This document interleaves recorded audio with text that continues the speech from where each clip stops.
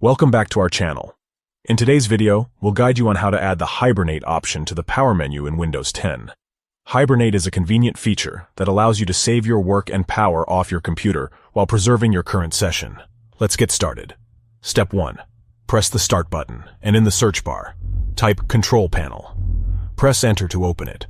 Step 2. In the Control Panel window, locate and click on the Power Options icon. Step 3. Within the Power Options window, navigate to the left side and click on the Choose What the Power Buttons Do link. Step 4. On the next screen, you'll see the option to change settings that are currently unavailable. Click on this link located at the top of the page. Step 5. Scroll down until you reach the Shutdown Settings section. Here, you'll find the Hibernate option. Tick the checkbox beside it. Step 6. To save your changes, click on the Save Changes button. That's it.